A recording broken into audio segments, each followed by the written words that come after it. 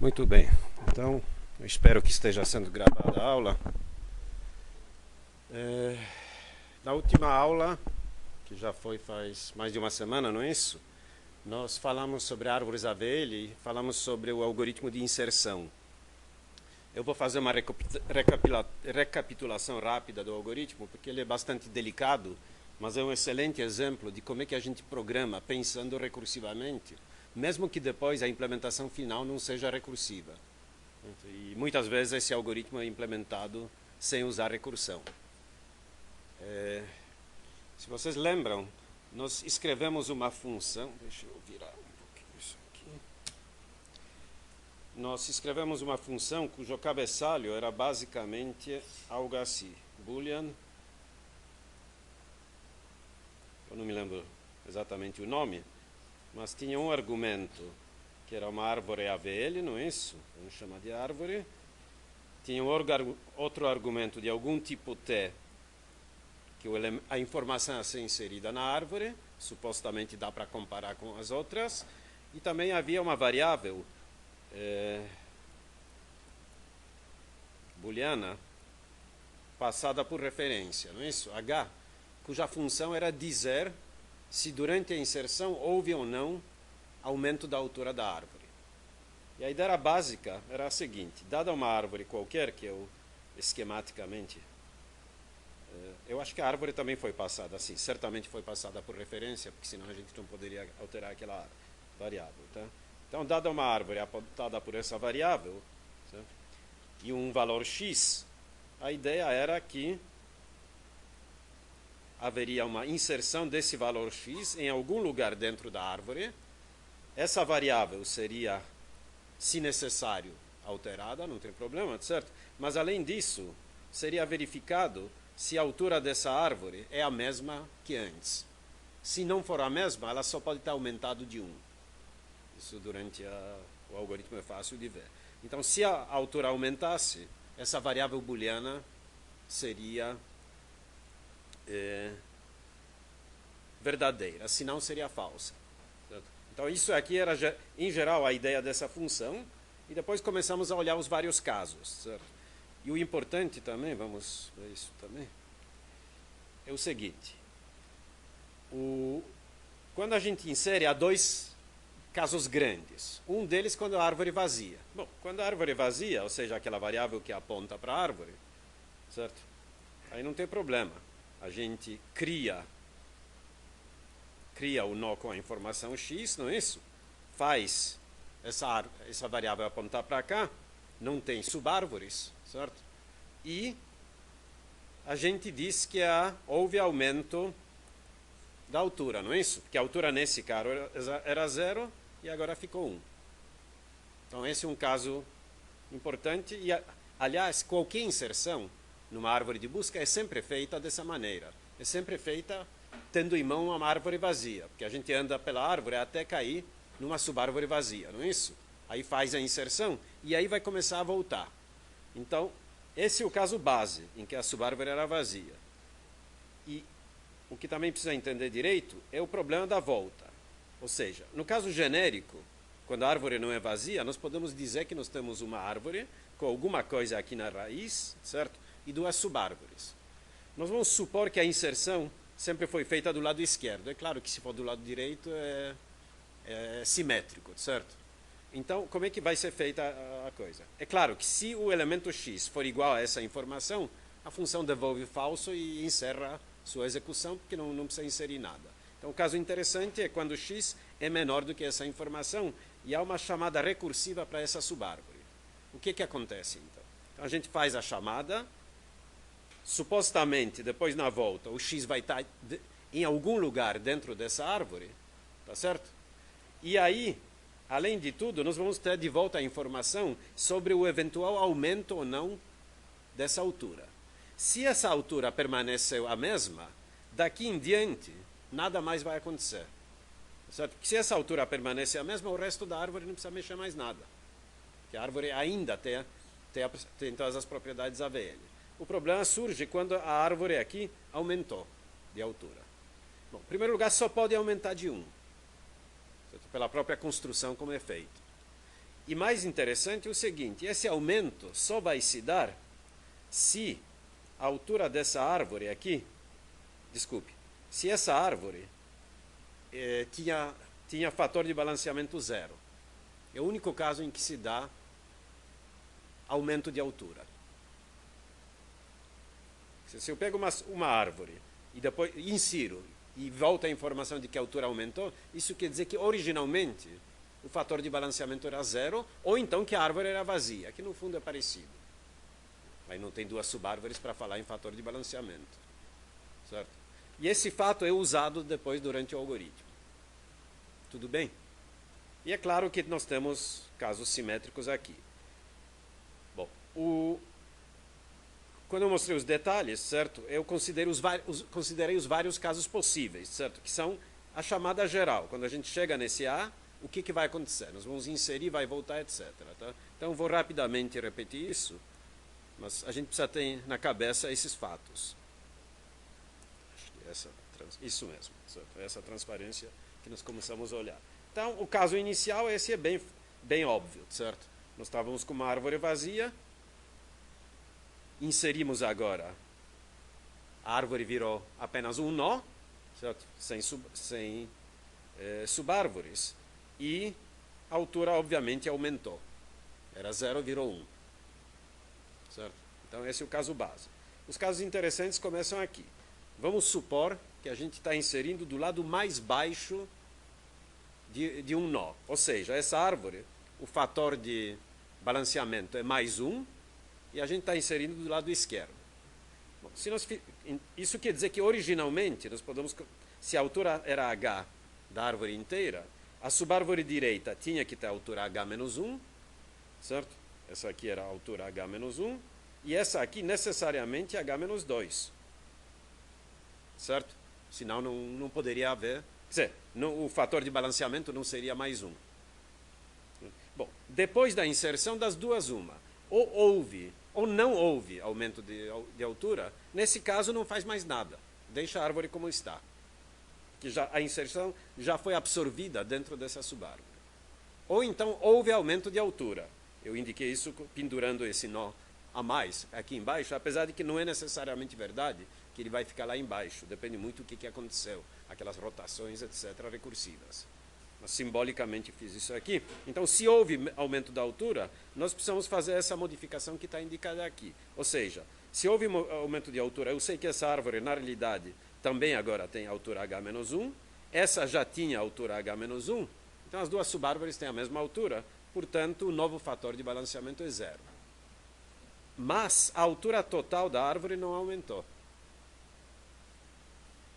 Certo? Então, daqui em diante, quando eu voltar dessa recursão, não preciso fazer mais nada. Então, a própria função vai verificar. Faz chamada recursiva, se a altura não aumentou, simplesmente volta dizendo que a altura não aumentou e acabou. Se a altura aumentou, aí vai ter que tomar providências. Tudo bem? Então, esse é o caso inserção do lado mais baixo. Vamos olhar a inserção quando as duas alturas são iguais. Então, até agora, só aumentou a altura quando a árvore era vazia. Certo? Nós vamos ver que esse caso também pode aumentar a altura. O que acontece agora? Então, de novo, se as duas alturas são iguais, quer dizer, o fator de balanceamento é necessariamente 0. Certo? E as duas subárvores têm altura h menos 1. Aí eu recursivamente faço inserção. Suponho de novo que descemos pela esquerda. Das duas, uma. Ou a altura permanece h menos 1, nesse caso eu volto sem fazer mais nada, que a altura não aumentou. Ou então a altura aumentou e ficou h. Certo? Nesse caso, o que acontece?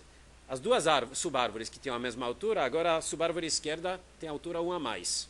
Então, o que vai acontecer? O fator de balanceamento aqui fica menos 1 e a altura total da árvore aumentou. Então, volta dizendo a altura aumentou. Então, para quem chamou, sabe que aumentou. Certo? Então, esse é o segundo caso no qual a altura da subárvore pode aumentar. Nós vamos ver que em todos os outros casos não pode aumentar e nós vamos usar esse fato. Finalmente, a gente chega no caso, obviamente, mais complicado. Tinha que ser porque os outros é intuitivo, que dá para absorver aumento de altura. Aqui a coisa é mais complicada. Certo? Bom, mas de novo, inserção do lado mais alto. Aqui está faltando o fator de balanceamento, que deveria ser menos 1. Certo? Então, se eu insiro desse lado e a altura não aumentar, tudo bem, não preciso fazer mais nada. Mas eu estou supondo que aumentou. Então, se a altura aumentou, aí sim eu vou ter que olhar o que eu faço. E esse o que eu faço tem 2 subcasos. Mas notem que eu só vou olhar isso se a altura aqui aumentou. Porque pode ser que não aumentou. Não é sempre que aumenta. Pode ser que aqui havia espaço suficiente e eu tinha sorte de pendurar uma coisa que não aumentou a altura da árvore. Nesse caso eu voltaria e diria, olha, não aumentou e volta sem fazer nada. Tudo bem? Então, nós temos 2 subcasos. Nós precisamos olhar em que caminho de 2 passos que foi necessário para inserir esse elemento. E basta olhar apenas 2 passos. Tá? E esses caminhos são chamados de esquerdo-esquerdo, esquerdo-direito, direito-esquerdo e direito-direito. Tá? Então, primeiro caso é o caminho esquerdo-esquerdo, ou seja, quando estou pensando que a inserção foi feita do lado esquerdo, eu estou pensando que eu fiz inserção desse lado aqui. Tá certo? Bom, mas como é que eu sei? Bom, em primeiro lugar,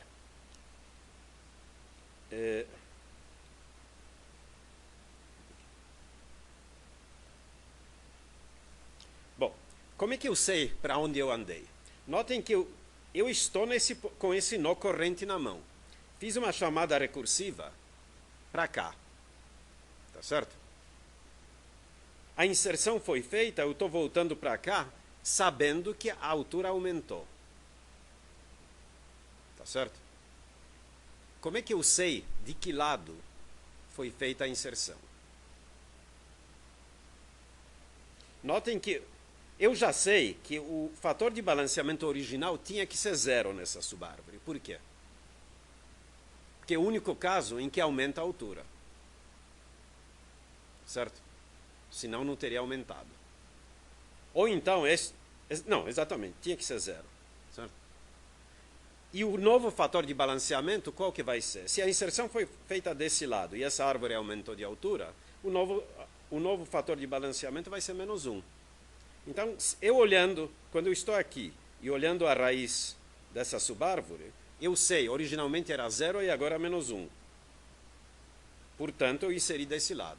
Se fosse mais 1, eu saberia que inseri desse lado. É assim que eu distingo esse caso do caso esquerdo-direito. Certo? Então, quando é menos 1, meu algoritmo diz, ele inseriu desse lado. Dá uma limpadinha aqui. Então, eu sei que inseri desse lado aqui. Eu já sei, voltei daqui, sabendo que aumentou a altura. Olhando esse novo fator de balanceamento, que é menos 1, eu sei que inseri desse lado. Então, é o caso LL. Aí eu olho isso aqui e digo, puxa, né? Essa altura aumentou, portanto, a árvore deixou de ser AVL. Por quê?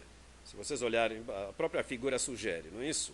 A altura original era H, certo? Agora ela ficou de H mais 1, mas acontece que a diferença de nível entre esse cara e esse, agora é 2. É só olhar as alturas que a gente percebe, não é isso?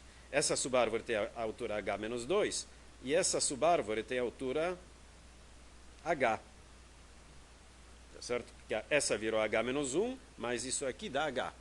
Então, aqui tem H menos 2, aqui tem H, o desnível é de 2. Então, não pode.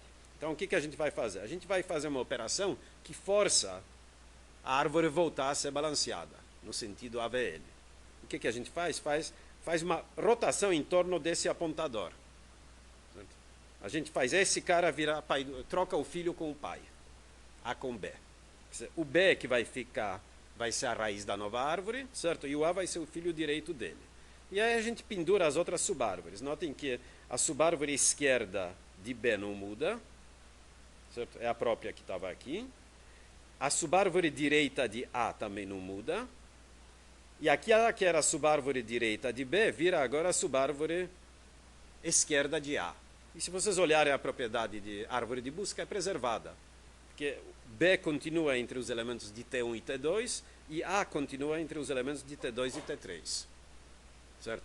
E agora, olhando os fatores de balanceamento, é fácil ver que B com isso aqui, as duas subárvores, essa, vamos marcar diferente. essa subárvore e essa subárvore vão ter a mesma altura, portanto o fator de balanceamento aqui é zero, e aqui também, essa subárvore e essa subárvore têm a mesma altura, portanto o fator de balanceamento aqui também é zero. Então esse é um dos casos de inserção do lado mais alto. Apesar de termos inserido do lado mais alto, a altura final da árvore não mudou. Certo? Então, essa chamada recursiva aqui, ela volta dizendo não houve mudança. Está claro isso? Muito bem. Lembre, então, que nós sabíamos que nós estávamos nesse caso, porque nós olhamos o novo valor do fator de balanceamento deste nó. Tá certo? Como é que a gente sabe que está no outro caso? Outro caso chamado esquerdo-direito, que é a inserção desse lado aqui, porque a gente olha esse fator de balanceamento, ele era zero, porque senão não teria aumentado a altura, mas o novo valor dele é menos 1. Desculpe, é mais 1. Deixa eu apagar tudo que é mais fácil. O novo valor do fator de balanceamento aqui vai ser mais 1. Ou é menos ou é mais, porque a altura subiu. Então, de um dos lados tem que ter subido. Quando era menos, nós já vimos no caso anterior. Quando é mais, nós estamos olhando agora. E só para simplificar o nosso raciocínio, vamos supor que esse C existe, tá? Porque ele poderia não existir.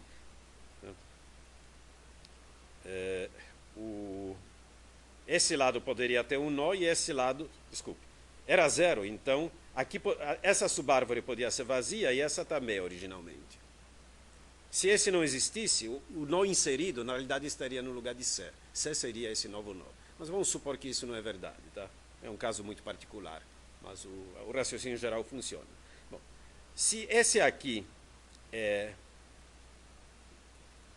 existe, tá? Nós sabemos que o fator original dele também deve ter sido zero. Por quê? Porque a gente inseriu nesta subárvore de raiz C e a altura aumentou. Então, o único jeito de ter aumentado, o fator original era zero. Mas o novo fator, bom, esse depende onde é que caiu o novo valor inserido, que pode ser nessa árvore ou nessa árvore. Então, uma dessas duas árvores aumentou de altura, e tanto faz qual delas. Ok?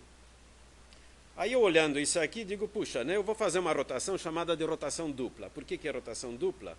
Porque é como se eu fizesse girar primeiro entre B e C e depois entre C e A. São duas rotações. Mas no fundo é simplesmente uma troca de 4 apontadores. Certo? Eu mexo neste apontador, neste e neste. Tá? Os outros dois permanecem iguais. Então, se eu fizer essa modificação, que eu expliquei na última aula também, certo? Depois eu olho, bom, o X ou está aqui ou está aqui. Certo? Mas tudo bem. A gente verifica facilmente a propriedade de árvore de busca, porque cada uma dessas subárvores fica no meio dos mesmos valores que estava aqui. Certo? Além disso, olhando as alturas de cada um desses triângulos que representam uma árvore, é fácil ver que essa aqui permanece a mesma, não mudou. Essa aqui, uma delas é H-3, a outra H-2. Tá? Qual delas depende se é X ou Y que foi inserido. Certo? É só pensar nos dois casos. E, finalmente, essa aqui é H-2, porque já era assim, não mudou. Como essas aqui, a gente não sabe a altura exata delas, pode ser um a mais ou um a menos, o fator de balanceamento aqui também vai depender disso. Certo? Mas a gente vai saber olhando para o fator que o C tinha depois da inserção. Porque C tinha fator original zero. O fator original de C era zero. O fator novo vai nos dizer de que lado aumentou a altura, portanto, de que lado foi feita a inserção. Com essa informação, a gente vai poder acertar esses fatores de balanceamento também. Os novos fatores de B e A que dependem disso. Certo? E, finalmente, o de C vai virar zero, porque dos dois lados nós temos essas alturas H-2 aqui maiores. Certo? E notem que, apesar dessa complicação toda, a altura final permanece a mesma. É a mesma altura H que tínhamos originalmente aqui. Portanto, o processo para também, nesse caso, depois de acertado isso. Tudo bem? Bom, e aí eu mostrei para vocês uma implementação parcial disso aqui, certo? onde basicamente é o que eu estava explicando, certo? Caso seja vazio, cria um novo nó, coloca a informação, etc. E avisa que a altura aumentou. Se não, verifica se a informação é igual àquela que está querendo inserir, devolve falso, porque nada aconteceu, certo? Se não, verifica se é para ir para a esquerda. Se for para ir para a esquerda, faz a inserção recursivamente do lado esquerdo, obtém o resultado. Se o resultado é falso, bom, aí não precisa fazer nada. Desculpe, se o resultado é falso, isso. Se o resultado é falso, devolve o valor falso, porque já estava na subárvore esse valor. Se não, agora precisa ver se aumentou o valor de H, se a altura aumentou ou não. Se a altura aumentou, agora sim vai fazer várias coisas. E de qualquer jeito, devolve verdadeiro depois. Tenha aumentado ou não, devolve verdadeiro, porque o valor foi inserido. Certo? E o que é feito quando a altura aumenta? Bom, aí olha todos aqueles casos. Será que é caso LL ou caso LR? Certo? Se é caso LL, bom, aí olha notem que isso aqui, o fator de balanceamento da raiz, certo? Que agora que nós vamos saber qual é o caso que nós temos. Se nós temos o caso zero, quer dizer, a árvore estava balanceada, certo? Como nós inserimos do lado esquerdo, ela agora vai ficar com o fator -1 e sai, tá? E notem que vai sair, devolver verdadeiro, mas o H também continua verdadeiro, porque eu não mexi nele. Certo? Esse é o caso de inserção quando a árvore já estava balanceada. Lembrem que eu falei que é o único caso em que a altura aumenta. Se nós inserimos do lado mais, desculpe,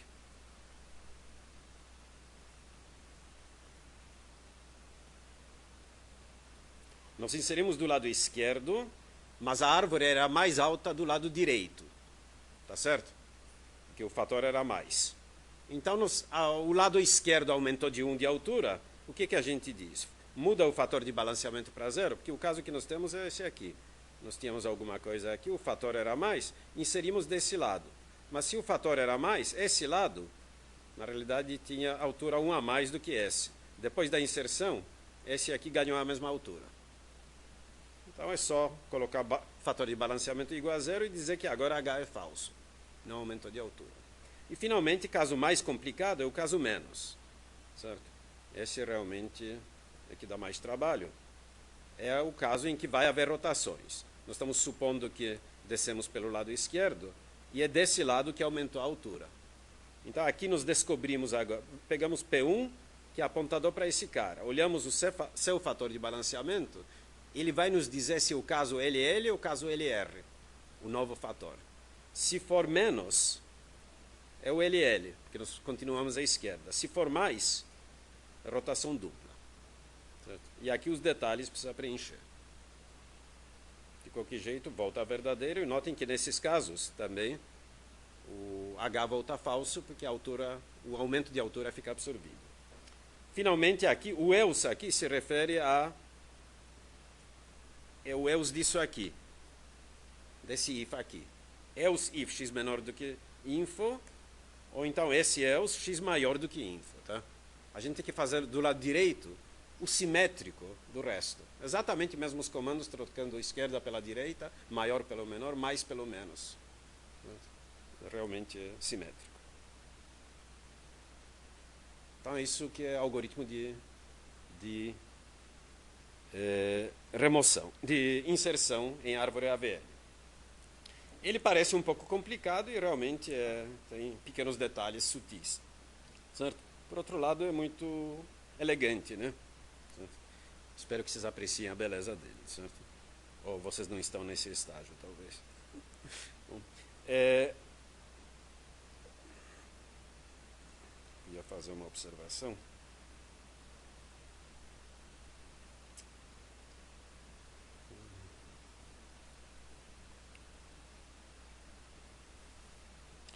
Sim. Nós estávamos olhando esse algoritmo sempre com a implementação recursiva, certo? Isso é bom, em primeiro lugar, porque é mais fácil de implementar. Em segundo lugar, conceitualmente, o algoritmo é recursivo, certo? Entretanto, muitas vezes, na prática, se houver algum problema crítico de eficiência, etc., ele pode ser implementado com uma pilha explícita. Só que ele precisa de pilha. Apesar de que ele não percorre a árvore inteira, ele só vai numa direção sempre, por que ele precisa de pilha? Notem que nosso algoritmo ele vai descendo pela árvore, mas depois ele precisa voltar. Porque se a altura aumentou, enquanto a altura foi aumentando, enquanto se propaga aquela ideia de aumentar a altura, certo? Ele precisa ir voltando pelo mesmo caminho que ele voltou. Ele sempre volta ao pai. E, inclusive, pode voltar à raiz. Um bom exercício, acho que já até resolvi na última aula, né? Mostrar exemplo de um caso em que a inserção se propaga até o fim. É muito fácil, na realidade. Tá? Então, se a gente tem que voltar o caminho inteiro, no caso da recursão, a própria pilha recursiva nos permite a volta, tá implícito.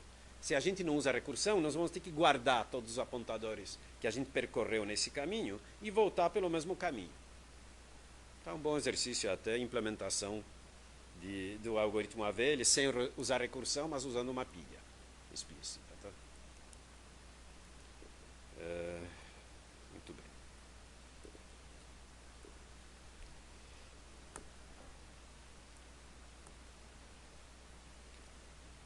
Obviamente, sim, tem mais uma coisa importante. Qual é a eficiência ou ineficiência desse algoritmo? Notem que a gente desce pela árvore, não é isso? Quantos apontadores a gente percorre para descer? No máximo a altura da árvore, ou a altura mais um se faz inserção, não é isso? Em cada nó que a gente bate nele, a gente faz um número de operações fixo, não é isso? Na pior das hipóteses, faz aquela rotação dupla. Mas rotação dupla é só trocar alguns apontadores, acho que 4 no máximo, e mudar alguns fatores de balanceamento. O número de operações não depende do tamanho da árvore. Só é número fixo para cada nó. Ou seja, o número total de operações para fazer uma inserção só depende do comprimento do caminho percorrido. Ou seja, da altura h da árvore. É proporcional à altura h da árvore, não é isso? E qual é o tamanho máximo de uma árvore AVL? Desculpe, a altura máxima de uma árvore AVL. É proporcional ao logaritmo do número de nós, não é isso? Que é exatamente o que a gente queria. Em vez de o pior caso ser proporcional ao número de nós, é proporcional ao logaritmo do número de nós. Quando eu uso essa notação, eu não preciso colocar mais o fator de proporcionalidade, aqueles 1,44, etc., porque isso já está implícito na notação. Não preciso nem dizer que é logaritmo na base 2, porque os logaritmos em várias bases são proporcionais entre si. Vocês provavelmente já aprenderam isso. Talvez não lembrem, mas é bom relembrar. É costume em computação muitas vezes usar logaritmo na base 2, eu até vou insistir, porque vocês vão ver que daqui a pouco nós vamos ter que partir para outros logaritmos. Quem não lembra o que é logaritmo, é bom fazer uma pequena revisão. Porque nós não vamos ensinar isso aqui. Muito bem. Então, lembre, o objetivo nosso era o seguinte: achar uma estrutura para guardar informação, e o crítico aqui é que a informação tinha algum valor que podia ser comparado com os outros. Por exemplo, se fossem registros dos alunos da Unicamp, a gente poderia usar o RA, não é? RA é menor, igual ou maior do que outro RA. Certo? Então ele pode ser comparado. Cadeias de caracteres podem ser comparadas alfabeticamente ou lexicograficamente, assim por diante. Então, a gente chama aquele campo que é usado nas comparações de chave de comparação. Contanto que exista uma chave que ordena todos os valores possíveis, a gente pode usar esse tipo de estrutura. Certo? E o objetivo era fazer busca, inserção e remoção de maneira eficiente. E eficiente, no caso, um valor razoável para a eficiência é logaritmo na base n. A busca, obviamente, é logaritmo também, porque a busca é apenas parte da inserção. Se a gente achar, diz que achou, se não achar, não achou, mas é só percorrer, no pior caso, a altura da árvore. Inserção conseguimos fazer com esse número de operações. A próxima coisa que nós temos que fazer é remoção. Uma vez que nós temos essas 3 operações, nós podemos usar árvores AVL como banco de dados. Ele guarda informações que nós podemos buscar eficientemente. Isso não quer dizer que os bancos de dados que vocês usam por aí, Oracle, etc., usam árvores AVL. Não. Nós vamos ver, não sei se ainda hoje, mas certamente na próxima aula, que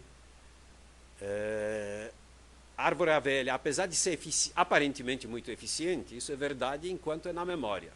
Acontece que grandes bancos de dados não moram na memória, moram em discos, etc. E aí a história muda um pouco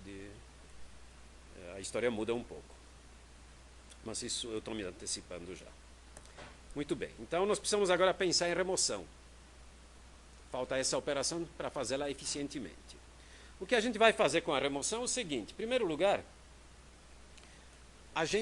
vocês lembram remoção geral? Eu já falei sobre a remoção de uma árvore em geral. Certo? Nós temos aqueles casos.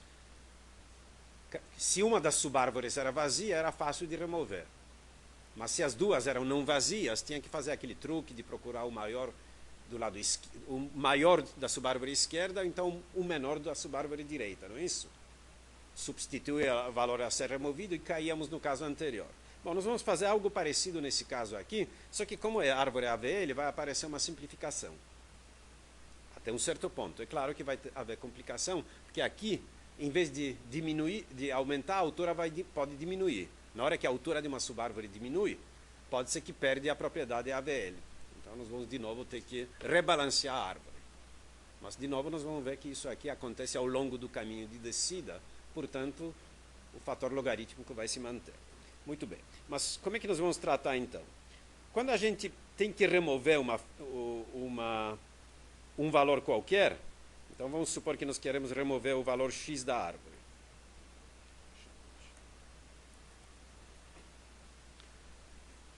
Se for uma folha, é mais fácil.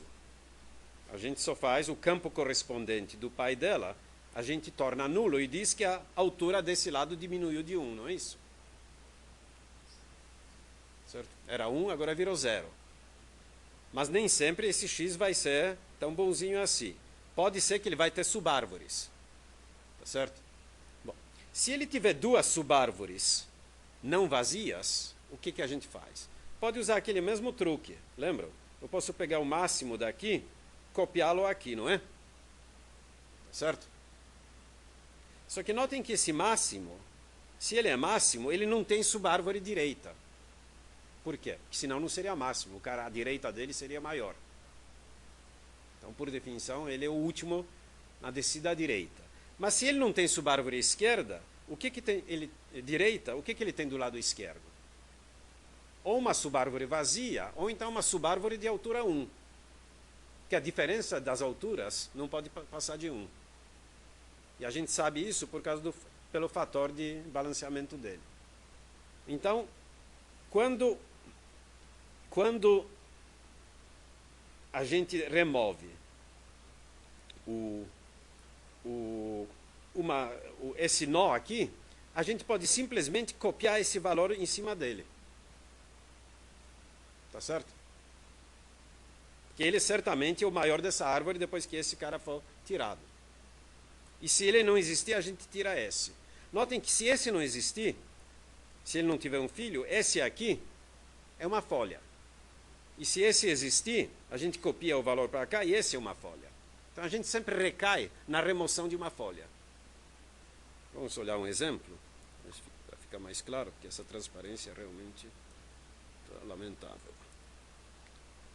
Vamos ver. O que eu estou dizendo? Vamos supor que nós temos um caso qualquer aqui.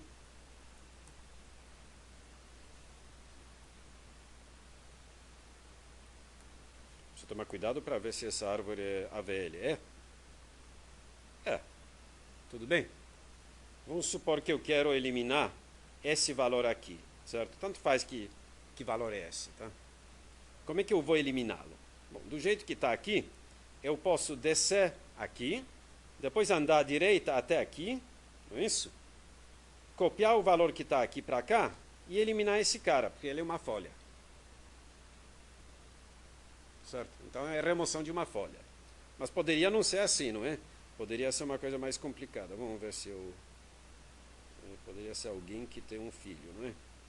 Vamos colocar um filho aqui. por exemplo. Tá? Vamos supor que agora eu quero eliminar esse cara aqui. Aí eu desço pela esquerda, pego o máximo à direita, é o próprio cara daqui. Copio esse cara para cá e esse cara para cá. E elimino esse cara. Tá certo? Então, nos dois casos, eu caí numa folha. Tudo bem? Ou seja, o meu problema de remoção de um... Porque eu não quero... Tanto faz o que eu removo da árvore. O importante é que eu remova aquela informação. Fisicamente não precisa estar no mesmo nó. Certo? Então, é nisso que eu vou basear o meu algoritmo. Que eu sei quem é que deve ser removido. Okay? Então, primeira coisa que nosso algoritmo vai fazer, e eu não vou mostrar isso, tá? Eu suponho que tem uma primeira função que nos devolve apontador para o nó que deve ser eliminado. É isso mesmo? Acho que sim. Na remoção eu já não vou colocar tantos detalhes, vai sobrar para vocês. Okay? Tá bom. Então, como é que a gente faz remoção? Bom, em primeiro lugar, a gente precisa pensar da mesma maneira como na inserção. Nós vamos ter uma função parecida que remove um valor.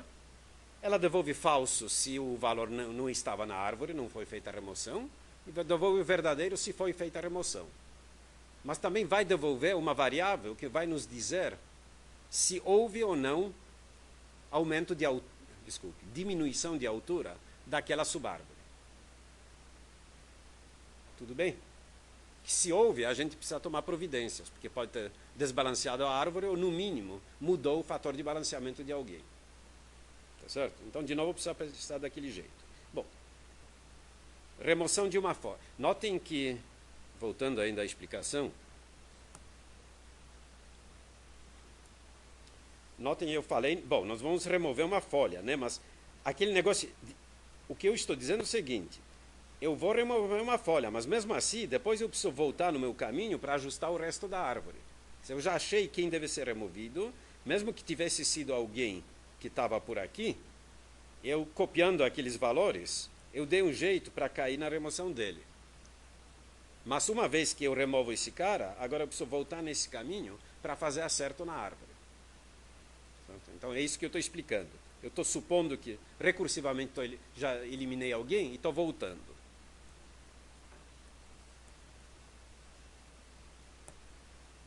Então, quer dizer, naquela última chamada, quando peguei aquele nó que tem que ser eliminado, portanto uma folha, aí é fácil. Tinha altura igual a 1, virou subárvore vazia, certo? Quer dizer, eu passei uma variável que continha apontador para uma variável que continha essa árvore, certo? Bom, esse apontador apontava para cá, eu simplesmente ponho nulo aqui, certo? E eu digo, olha, a altura diminuiu. E esse é um caso simétrico do outro da inserção, é muito fácil de entender também, certo? Eu estou sinalizando para trás que diminuiu. Outro caso. Suponhamos agora que eu entrei que eu voltei para uma subárvore que não é uma folha, não era uma folha, pode ser que virou. Bom, nesse caso não virou uma folha, mas poderia ter sido. Voltei para uma subárvore cujo fator de balanceamento era 0. Então a ideia é a seguinte: eu, pelo jeito, pedi para remover daqui, certo? E a altura diminuiu. Se não tivesse diminuído, eu não ia fazer mais nada.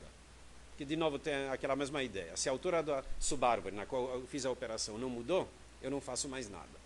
Mas mudou, só pode ter diminuído. Diminuiu, portanto, o fator de balanceamento que era 0, agora passa a ser mais 1. Mas não precisa mudar mais nada.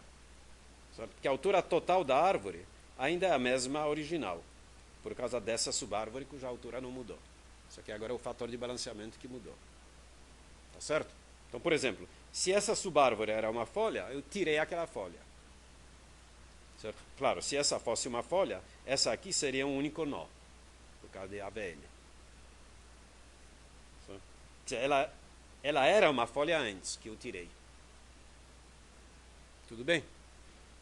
Está claro esse caso? Muito bem. Notem então que aqui é o contrário da inserção. Quando é inserção, a altura pode aumentar dessa árvore, quando as alturas são iguais. Quando é remoção, e as duas subárvores têm a mesma altura, mesmo que a subárvore na qual a gente faz remoção diminua de altura, a árvore toda não pode diminuir. Ela vai continuar a mesma. É diferente da outra operação. Bom, fizemos caso do remoção do lado, quando as duas subárvores têm a mesma altura, agora vamos olhar remoção do lado mais alto. Certo? Intuitivamente deveria ser mais simples, não é? Porque do mais alto, na pior das hipóteses, vai diminuir, aí nós vamos ter que fazer alguma coisa. Bom, mas notem que nesse caso, de novo, nesse caso pode acontecer duas coisas. Essa subárvore, com a remoção, mesmo assim pode ter permanecido à mesma altura, aí não precisa fazer nada. Caso tenha diminuído, aí sim, como nós fizemos a remoção do lado esquerdo, que diminuiu de altura, mas era mais alto antes, o novo fator de balanceamento vai ficar zero, mas notem que agora as duas subárvores ficaram com a altura H. Antes, aqui, essa aqui tem a altura H mais 1. Então, a altura total da árvore diminuiu de 1. Então, nesse caso, a altura se propaga. A diminuição da altura se propagou, porque essa árvore toda tem 1 a menos de altura.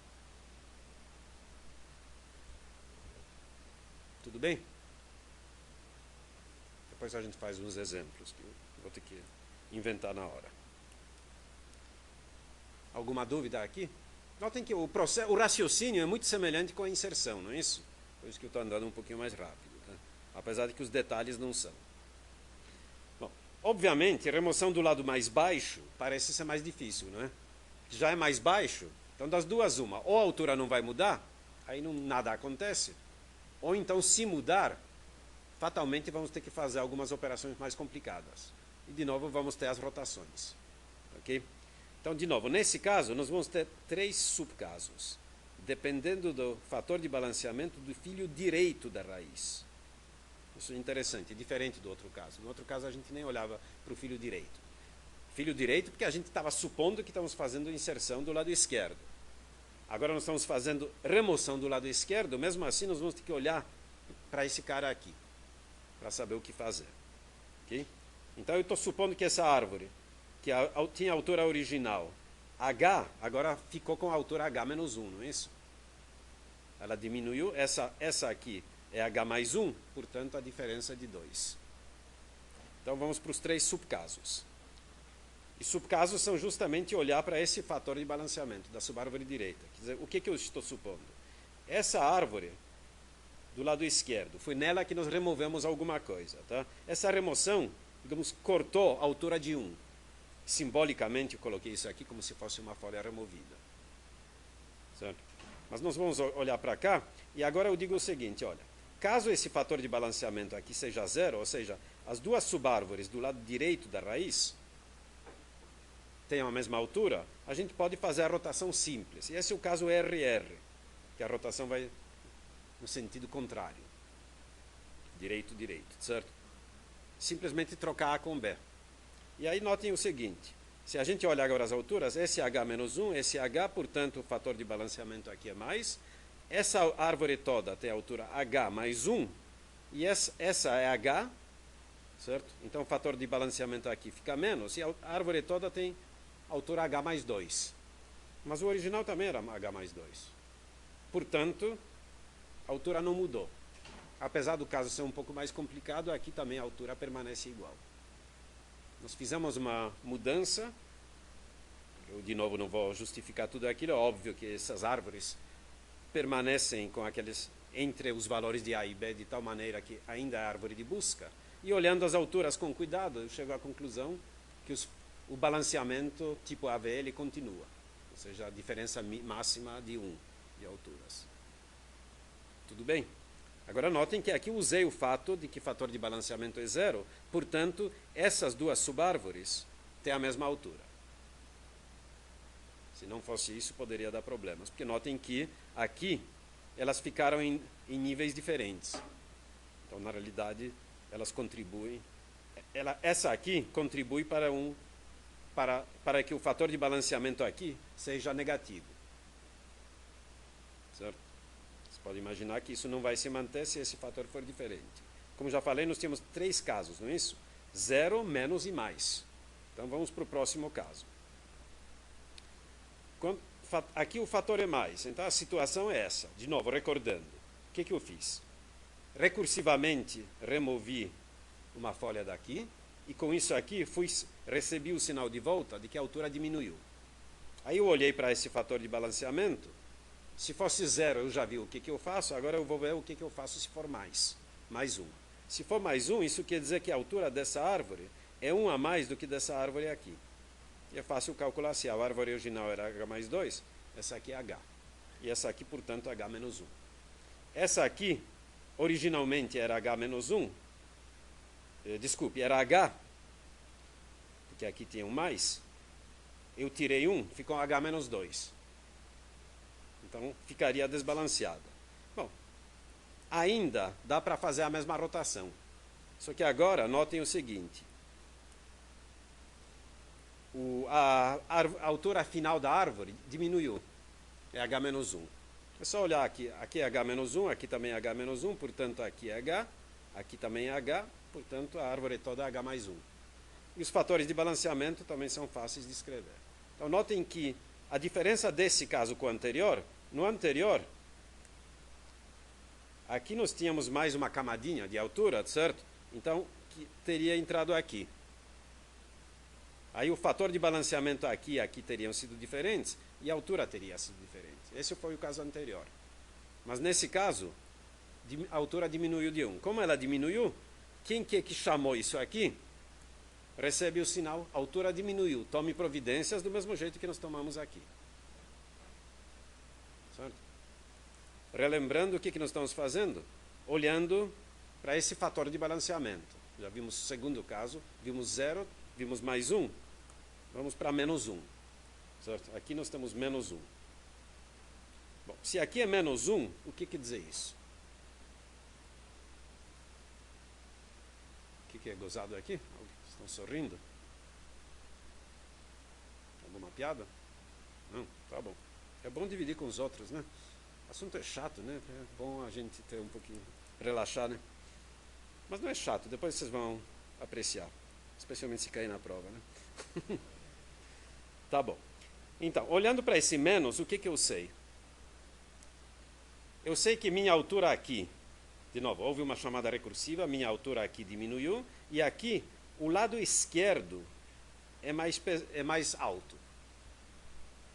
Tá certo? O lado esquerdo mais alto, e eu nem sei direito o fator de balanceamento daqui, ele vai interessar depois, mas as ações que eu vou tomar são as mesmas. Por quê? Porque eu vou fazer agora uma rotação dupla, chamada RL. Por quê? Eu estou pensando nesse caminho ABC. Notem que a remoção foi desse lado, então essa árvore não mudou nada. Certo? O A, o B e o C existem. Notem que T2 e T3 podem ser até árvores vazias. Mas o C tem que existir, porque o lado esquerdo de B não pode ser vazio, já que a subárvore esquerda é mais alta. Certo? E aí eu faço a mesma brincadeira de mudança de apontadores. Certo? C vira raiz, A vira subárvores, filho esquerdo, e B vira filho direito. E aí, olhando as subárvores, bom, T1 e T2, T4 é natural o que vai acontecer com eles, né? T1 agora tem a altura H-1, tinha agora antes a altura H. Certo? T4 já tem a altura H-1, por causa desse fator, continua, certo? A única incógnita minha é T2 e T3. Eu sei que um dos dois tem que ter a altura H-1. Por quê? Porque senão, como esse lado direito de B tem a altura H-1, e o lado esquerdo é 1 a mais, tem um C aqui. Então, um desses dois tem que ter a altura H-1. O outro pode ser a mesma altura, 1 a menos ou 1 a mais. Tanto faz. Certo? Mas aqui eu pus esse H-1 porque um dos dois tem essa altura. Certo? E agora o fator de balanceamento desse cara aqui depende do fator de balanceamento original de C. Olhando para C, eu sei qual dos dois, se é T2 ou T3 que é mais alto. Ou se os dois são da mesma altura.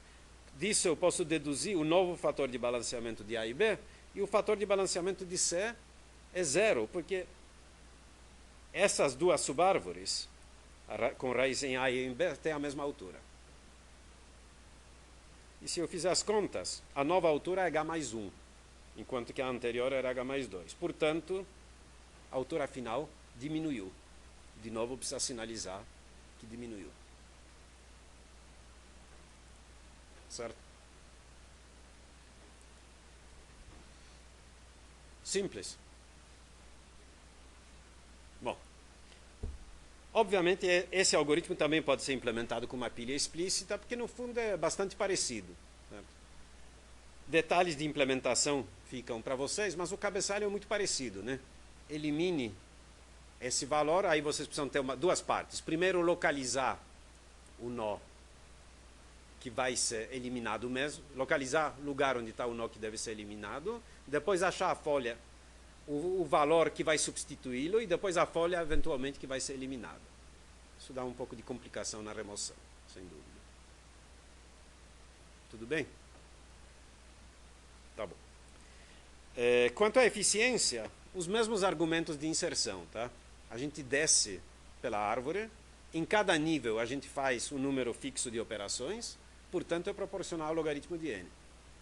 Então nós temos agora um esquema bastante interessante. Notem que se eu tiver uma árvore com 1 milhão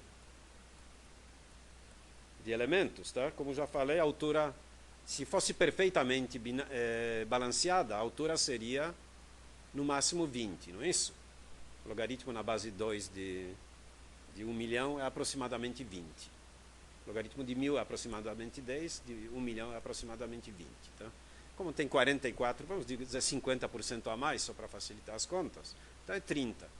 Então com 30 descidas a gente elimina.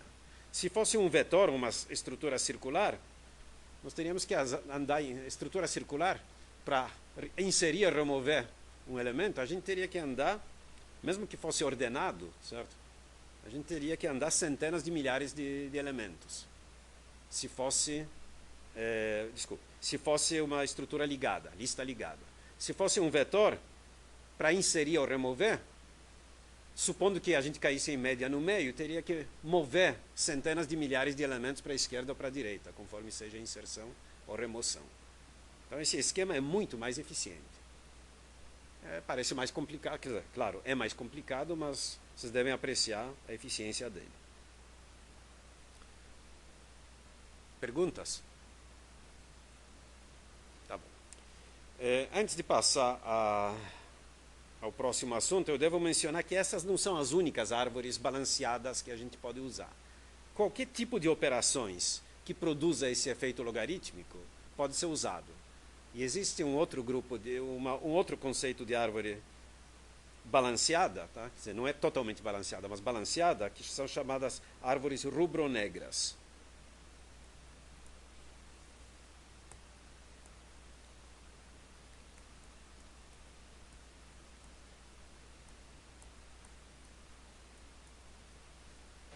Negras, né?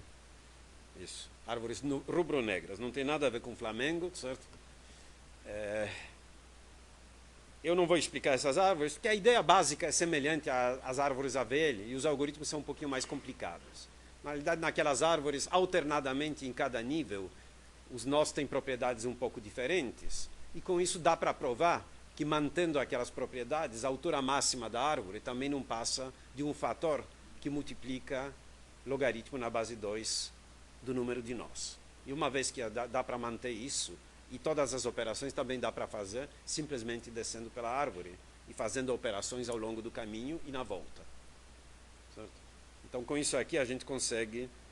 um outro tipo de árvores que nos dão o mesmo efeito. Mas o que a gente precisa lembrar, tanto nessas como árvores AVL, que, em princípio, uma árvore com milhões de elementos, a gente tem que andar algumas dezenas de vezes pela árvore para surtir o efeito que a gente quer. Tá bom? Ok. Mas mesmo assim, esse tipo de árvores não serve para coisas sérias. Tá? Até agora era brincadeira. Brincadeira por quê? Era brincadeira porque a gente está supondo o tempo todo que nossa informação mora na memória do computador. E informação em geral não... Bom, morar na memória do computador tem dois problemas. O primeiro é volatilidade. Né? Vocês desligam o computador, perderam todos os dados. Certo? Ou pelo menos podem perder. Segundo, o tamanho dos bancos de dados hoje não cabe em... A memória RAM para manter todos aqueles dados seria impossível. É comum a gente ter, hoje em dia ter... Imaginem um registro, sei lá, de CPF, dos eleitores desse país, certo? São centenas de milhões de pessoas. CPF não são centenas, mas são certamente mais de 100 milhões, certo? Eleitores também. Bom, supondo que cada informação tenha alguns kilobytes de informação, isso já dá para vocês uma ideia do tamanho. Tá? Mas, na realidade, existem bancos de dados bem maiores do que isso, certo? Referentes a outras coisas, etc. Tá? Então, normalmente, árvores não moram estruturas de dados não moram em memória, moram em discos, normalmente. Esse é o meio preferido para guardar grandes bancos de dados. E nós vamos justamente justificar hoje por que esse tipo de árvore, seja AVL, seja rubro-negras ou algo parecido, não serve para guardar informação de maneira eficiente nesse tipo de meio. Certo? E a razão principal é a diferença de velocidade de acesso à informação na memória RAM e em meios externos, em memórias de massa externas. Certo? Aqui eu coloquei uma figura meio, como que chama? Esquemática de um disco, de como é um disco geral, certo? Na realidade, a maioria dos discos hoje só tem uma superfície, certo? Ou duas, uma em cima e embaixo, certo? Mas de maneira geral, eu nem sei aqueles discos grandes hoje em dia provavelmente ainda tem várias superfícies. Então vamos pensar no caso geral. Isso aqui é uma visão, um corte vertical do disco, pensando que os discos são horizontais, certo? Então, cada uma dessas linhas aqui é a superfície magnética do disco. Certo? E cada disco tem duas superfícies. Tá? Os da extremidade, em geral, só é usada a parte interna, mas cada disco aqui tem duas superfícies magnéticas nas quais pode ser gravada a informação. Certo? Então, por exemplo, nesse esquema aqui, eu tenho 1, 2, 3, 4 discos que têm, ao todo, 6 superfícies. Certo? Deveriam ser 8, mas as externas não estão sendo usadas. Esses detalhes não são muito importantes, poderia ser um disco só com as duas superfícies ou uma superfície. Tudo que eu disser depois se aplica. Tá? E como é que é feita a leitura e gravação de informação? Existe um mecanismo de acesso que é como se fosse um braço que se move entre as superfícies ou em cima das superfícies dos discos. Isso aqui são esquematicamente as cabeças leitoras gravadoras dessa informação. E, de alguma maneira, elas conseguem ler o que está gravado nas trilhas concêntricas desses discos, certo? Então, a próxima figura mostra agora a visão de cima. Está meio distorcida, né? Deveriam ser círculos. Aqui também... Ah, não, aqui parece um círculo, né? Só na minha tela aqui que está um pouco distorcido. Que bom. Então, isso aqui é uma visão de cima, de uma superfície, certo? Tem o centro e essas trilhas aqui, tracejadas, são as trilhas onde está gravada a informação. Normalmente, elas estão divididas em setores. E cada setor, em geral, é a unidade mínima de informação que pode ser lida de uma vez. Normalmente não se lê um byte. Seria um tremendo desperdício. Normalmente, a leitura é feita de vários kilobytes, certo? No mínimo. Provavelmente, hoje em dia, é medido em megabytes. Certo? E os tempos que a gente precisa considerar é o seguinte. Em primeiro lugar, aquele braço que eu indiquei há pouco, tá? Ele precisa ser posicionado em cima da trilha na qual está a informação. As trilhas são numeradas. Tá? Existe um esquema de numerar as trilhas de dentro para fora ou de fora para dentro, não tem importância. Tá? Então, normalmente, aquele braço precisa se mover para dentro ou para fora. Isso leva um certo tempo, chamado tempo de busca, esse ΔS. Além disso, o disco está virando. Então, como ele está virando, mesmo que essa cabeça chegue na trilha correta, ele precisa esperar o início do setor que ele precisa ler. Que o disco está virando numa certa velocidade. Velocidade típica de um disco, de um PC, acho que deve ser 1.200 rotações por minuto, não é isso? Hein? Tá bom, esses são um pouco mais rápidos. Peraí, no meu é... Bom, eu tenho Mac, tá? O Mac acho que é mais denso, mas é mais lento. Tudo bem, 7.000 e tanto. Tá? Preciso me atualizar de vez em quando. Tá? Então, leva um certo tempo para a informação chegar embaixo da cabeça leitora. Esse tempo é chamado tempo de latência. Eu chamei de ΔL. E, finalmente, depois que a cabeça começou a ler, essa informação está passando, é o tempo de ler, que está ligado à velocidade de rotação do disco e à densidade da informação. Então, o tempo de acesso a uma informação no disco se compõe de várias parcelas. Tempo de busca, que em inglês é chamado de seek, tá? Tempo de latência. Tempo de busca é o movimento do braço, que só por coincidência ele vai estar justamente na trilha que a gente quer. É claro que a gente pode otimizar as coisas, procurar sempre deixar as coisas uma depois da outra, de tal maneira que fiquem em trilhas próximas. Mas às vezes é impossível. Tá? Tempo de latência, que é o tempo que a rotação do disco leva para chegar com a informação na cabeça certa. E, finalmente, o tempo de leitura, uma vez que começou. Tempo de transferência. Certo? Por que nesse caso, a gente não fica satisfeito com aquele fator logaritmo na base n, na base 2 de n? Porque, como nós acabamos de ver, se eu pegasse uma estrutura de dados, como a árvore AVL ou parecida, com 1 milhão de informações, eu teria que fazer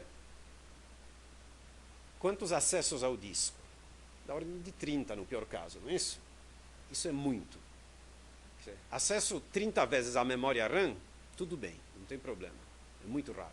Acontece que esses tempos de busca no disco, eles são medidos em e microsegundos, enquanto que os acessos à memória RAM, hoje em dia, a gente mede em nanosegundos já. Então, há uma disparidade da ordem de milhares ou até mais, várias ordens de grandeza, entre as velocidades dos dois meios. Então, a gente não pode se dar o luxo de, na hora de buscar informação, fazer 30 ou 40 acessos ao disco para achar uma informação. E qual é a solução para isso? Bom, a solução está aqui.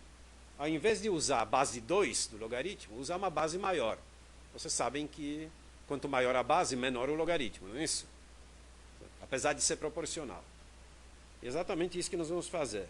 Nós vamos definir um outro tipo de árvores, nas quais o fator 2 é substituído por um fator k muito maior. Tipicamente algo como 256 ou 512. Normalmente a gente usa potências de 2. Mas antes disso, de onde é que veio esse fator 2? Porque a árvore é binária, né? Então, o que parece muito simples, puxa, esquerda, direita, isso facilita muito a vida, não é? Mas isso deixa esse fator 2. Se a árvore, em vez de binária, fosse k-área ou n-área, certo? Não vou usar n, porque o n para nós é número de nós, tá? K-área.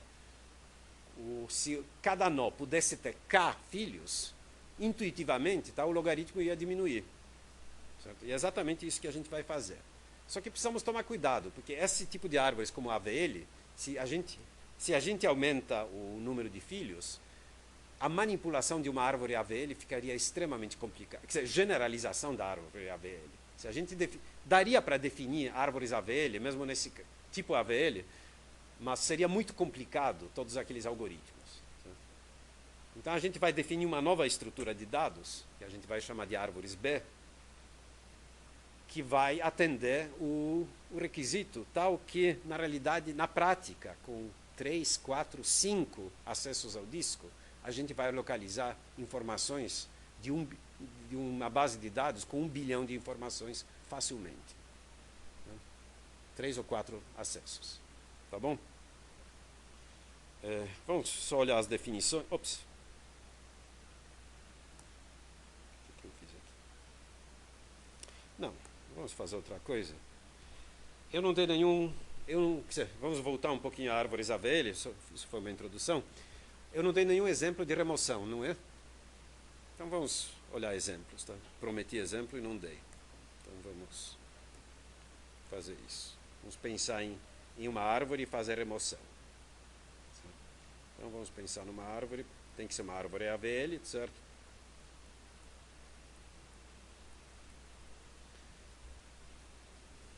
Essa aqui está bonita demais, certo? Vamos supor que nós queremos eliminar esse elemento aqui. Vamos colocar os fatores de balanceamento originais. 0, 0, 0, 0. As folhas sempre são 0. aqui é mais 1, aqui é menos 1 e aqui é mais 1, não é isso? Certo? E agora vamos supor que eu quero eliminar este nó. Que caso que eu estou? Bom, eu chego aqui por causa das comparações de x que eu quero eliminar. Cheguei à conclusão que esse cara aqui tem que ser eliminado. É uma folha, não é isso? Tudo bem. Eu elimino esse cara, tá? Mas o que acontece com essa subárvore? Ela diminuiu de altura. Então, quando eu voltar para esse nó, eu aviso diminuiu de altura, certo? E esse era o caso de árvore cujo fator era 0. É um dos 3 casos. Esse é o caso mais simples, não é isso? O que acontece nesse caso? Só relembrar aquela transparência do caso inicial, quando as duas alturas eram iguais, e a altura de um dos lados diminuiu. É só acertar o fator de balanceamento. Nós estamos eliminando do lado direito, tá? Mas é simétrico do outro. Então, esse fator que era 0 ficou menos. Porque as duas subárvores aqui tinham a mesma altura e o lado direito diminuiu.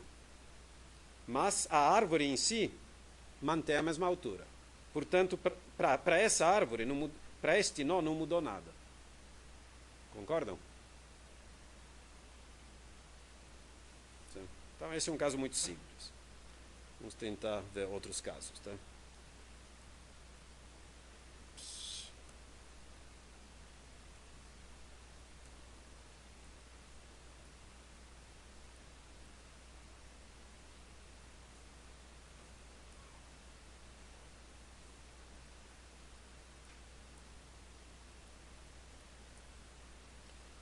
Vamos ver.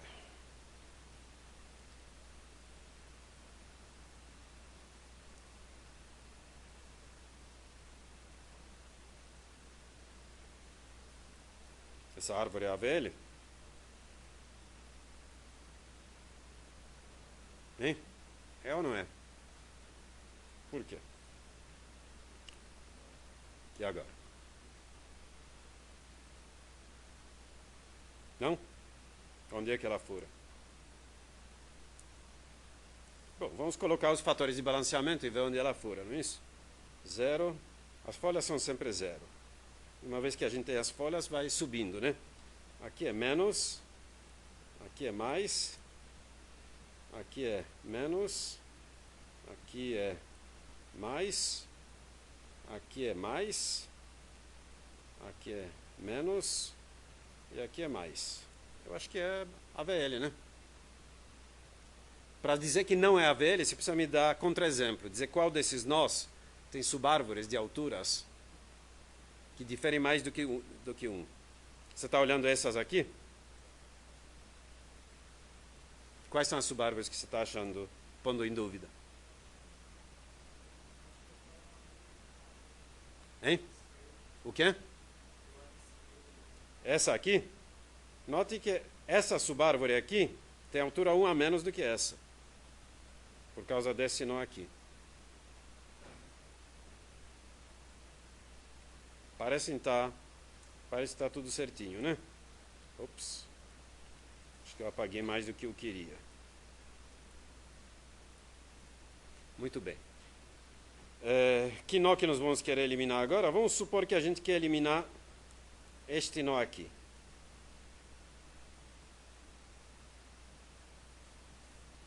Ainda está na dúvida? Tá bom. Vamos supor que a gente quer eliminar este nó. O que quer dizer isso? Bom, eliminar esse nó, a nossa receita diz o seguinte. Puxa, se eu quero eliminar esse nó, o que eu devo fazer é o seguinte. Eu pego esse cara aqui, que é o máximo da subárvore esquerda, certo? Vamos chamar de Y, e copio para cá. Então, aqui fica Y.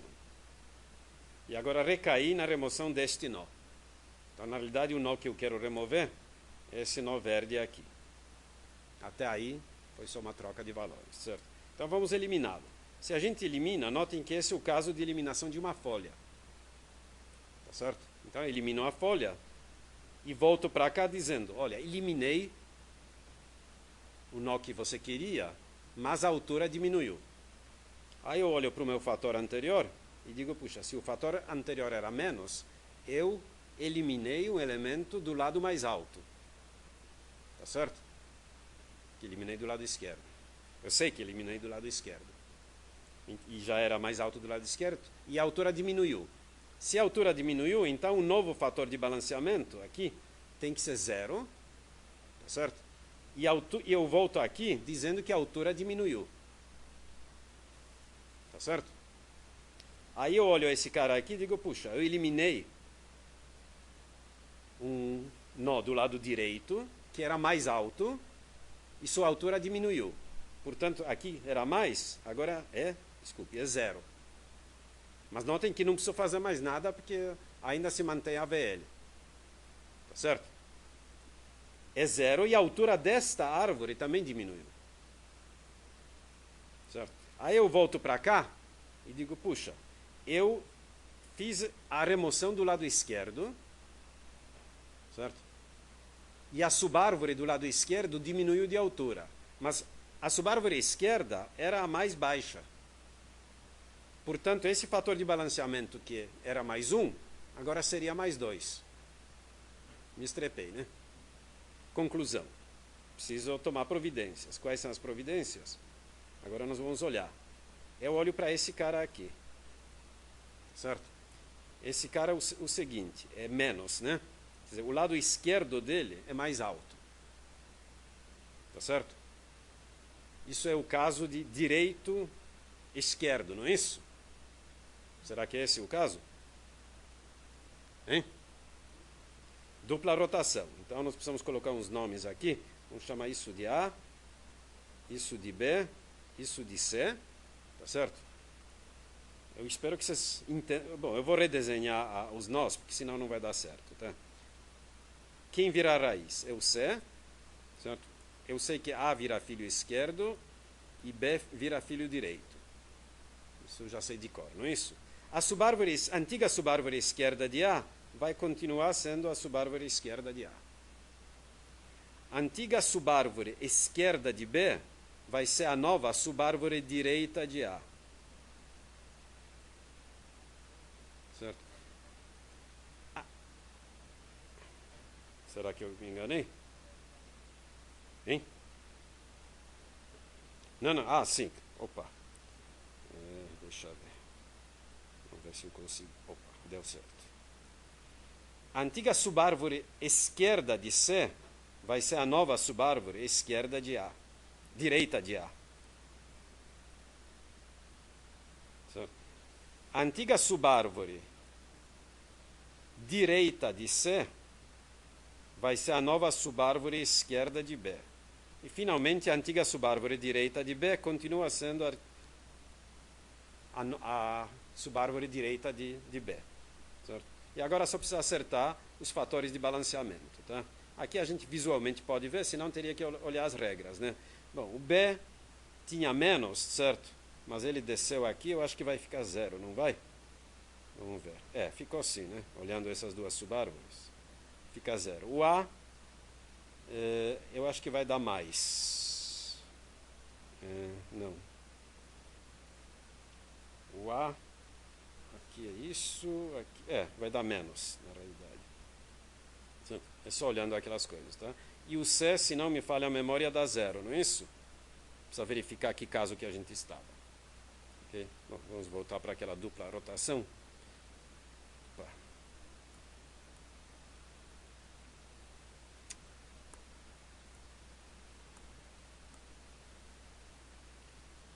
Era esse aqui, certo?